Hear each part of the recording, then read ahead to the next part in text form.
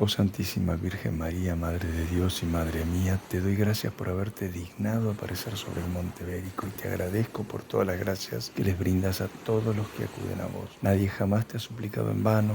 Yo también acudo a vos y te pido por la pasión y muerte de Jesús y por tus dolores.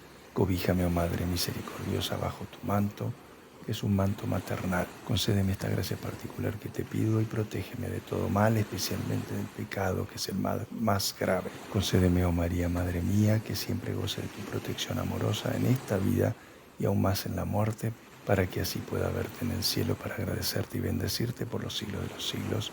Amén. Nuestra Señora del Monte Bérico, ruega por nosotros.